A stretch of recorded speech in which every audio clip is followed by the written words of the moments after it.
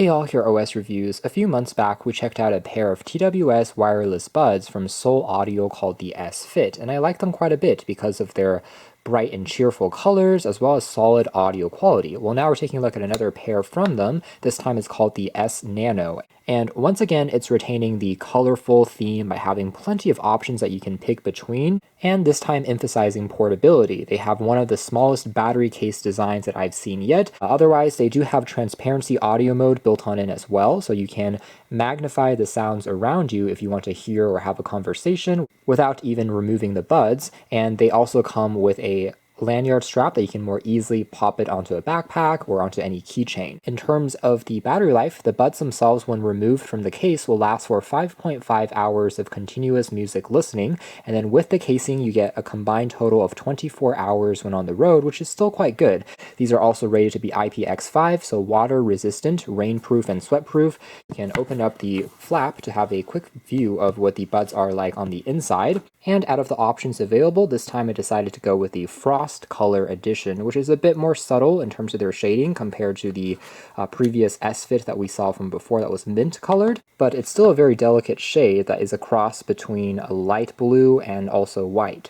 As for the accessories, inside here we have the aforementioned clip that you can attach onto the case. There's also a sticker from Seoul. We get some spare silicone tips which have the same accent as the buds, so in our case it's the same frost color, and we also get some quick user guides, along with a USB Type-C charging cable. So taking a closer look at the battery case here, the S-Nanos are indeed absolutely tiny. We can compare them next to Apple AirPod cases, which are already one of the smaller case designs that we can find on the market, and they are even smaller by contrast. Here it is next to a standard US quarter and something like a AA battery. You really won't have any problems in terms of fitting this into even smaller pockets. In fact, it's almost half the size of the S-Fit from before. So overall, I do like the compactness. Again, the casing here is constructed out of a polycarbonate plastic with some subtle details, including the Seoul logo on the top as well as on the edge. The sides of the material here is a matte versus a glossy texture on the front, along with a aforementioned lanyard strap and the Type-C port for charging and a notification LED light on the base.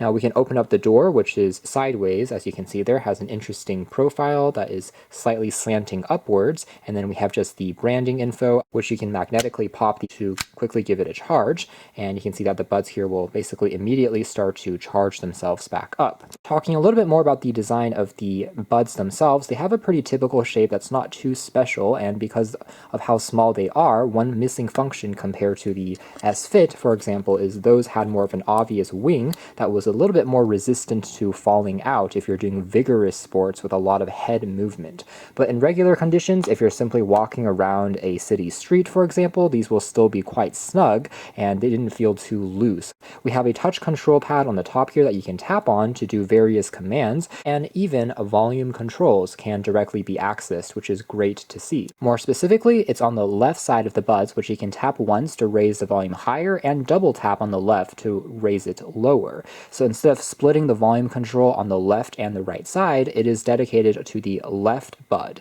And then on the right side, you can basically tap instead to play pause the music.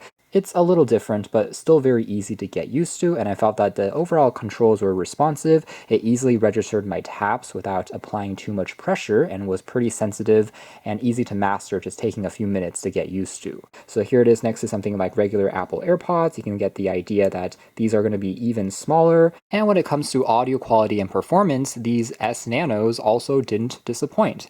For one, there's plenty of clarity here, so I didn't really hear any hints of static or any hissing in the background.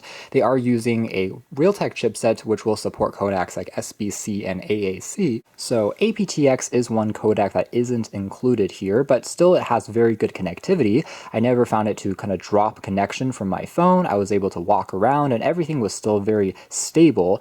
The left and right sides were synced together quite well, and I was also able to even watch videos on YouTube, on Netflix, do a bit of gaming, and it still felt very good in terms of the latency between the audio and the video was quite minimal, despite not having a dedicated, let's say, low latency mode. In terms of the music profile, they actually do have a nice hit of bass, although it's not the most thumpy that you'll find out of any pair of buds just because of the more limited size. They are still present, so when you hear a drum beat, it does give you a bit of a kick in the lower frequency. That sounds pretty satisfying. It's very tight, at the same time still giving you lots of details in the mids and trebles, and again, sound in terms of volume does get surprisingly loud, working well regardless of the genre. If it's pop music, if it's rock, EDM, R&B, it all sounded very clean and actually quite natural. In fact, due to the true in-ear design, because of the silicone tips, they have a tighter fit than the AirPods, and as a result, even though they're smaller, they actually have better bass than the AirPods.